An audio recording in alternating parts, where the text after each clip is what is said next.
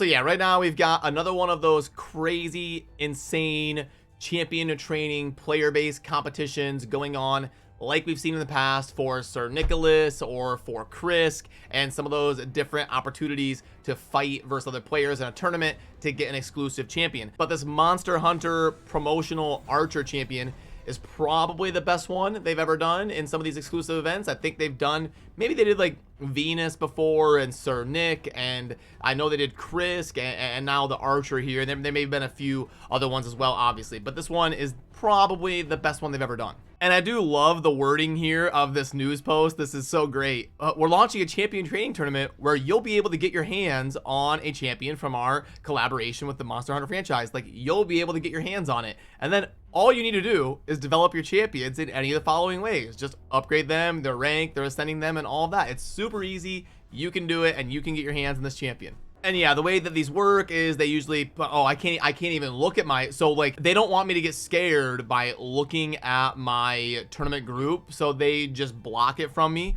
and they want me to just kind of YOLO it and trust that's gonna work without seeing what's going on here in my group. I just need to start getting these points to acquire them without knowing what's happening in my group. I can't kind of show you here in the video. Is it gonna work this time? Oh wait, there we go. Okay, so yeah, they usually put you in a group of, I think it's like 100 people. Mine's gonna be 100 if I scroll down. Yeah, 100 people, and I have to kind of fight against, usually there's 3 or 4 people that are really dedicated to getting after it. You can see here in my group right now I've got 3 people that looks like they're gonna kind of fight with each other, and there's definitely 2 people that are gonna fight with each other. They've already committed to going over 40k.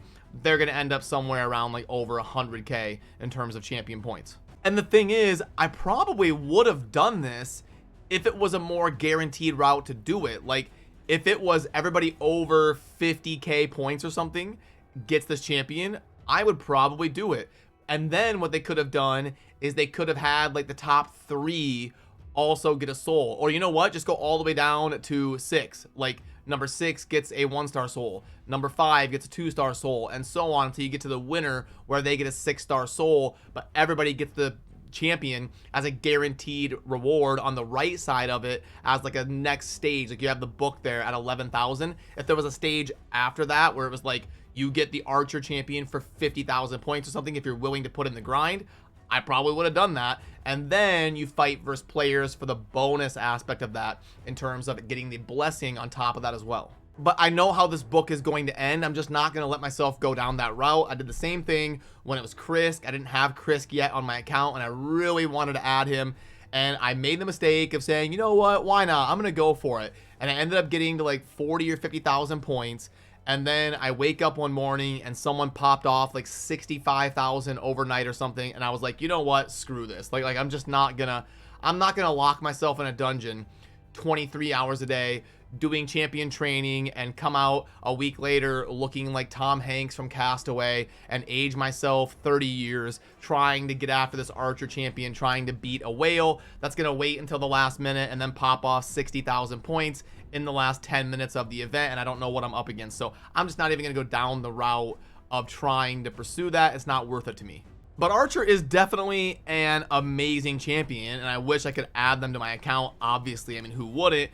Definitely one of the better champions they've released in a while. Because obviously it goes without saying, if you get like the free accuracy here on the A1, it makes it a lot easier to build for the content you're doing while also scale up the other stats. She's going to be super tanky because she scales with defense. You've got some CC, you've got some decreased speed, you've got filling turn meter of all allies. You also have Hex and Provoke. I mean, you want to bring Hex and Provoke into the Hydra all the time, and that's going to be amazing in basically all content. Then you also have a passive healing all allies if you're attacking things under a Hex and increasing her defense. You can scale that up as well, and she scales with defense with great base stats here. So obviously everything that we already know, Archer is amazing, but I just can't justify doing this to myself because I know what's going to end up happening. I'm going to do this and I'm going to lose to some crazy Kraken that's willing to do 23.5 hours a day instead of my 23 hours a day.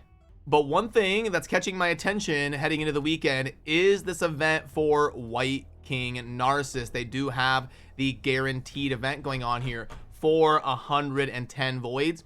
I do have 100 voids, so I'd have to buy 10. If they give me a good offer for 10 voids, I may jump on it. The problem is right now I've only got trash can offers. I'm not going to pay $30 for 3 voids. Right here I've got the monthly where I could get 3, but again, they're not giving me a dedicated void offer. But it looks like my packs haven't fully loaded. Usually you have at least like 4 or 5 packs in here, so it looks like they haven't done my packs or like added it to my account yet today. I'm gonna keep kind of like trying to restart or play content and get these to show up, and when they do, if it gives me a dedicated offer like 12 voids for something, maybe I do it. I'm doing some polling on the channel to see if I should do it or not, and kind of ask your opinion out there, because I think I can get to 110 voids if they give me a good offer. And I was able to get the tandem champion here, the White Queen, added to my account, so it may be worth it. And if I pull this up to show you some of the polling here on the YouTube channel, so far it's looking like it's going to be somewhere around 60-40 in terms of people saying that it is worth it if you do have the shards. And I do think they're a pretty fun tandem, so since I was able to finish the fragments for the other half of the tandem, if I can realistically get to 110 voids, I think I'm probably going to go for it. But that's because this is a more guaranteed route. I'm not having to go up against someone who's going to be willing to spend like thousands of dollars to beat me. This is something I can kind of control and manage myself. So I would way rather go that route as opposed to doing the champion training tournament here, where I've got to compete with a bunch of craziness to go after Archer. Now you can end up getting super lucky and end up in a group that is very low, and you just get lucky enough to not get matched up against people that are going to go crazy.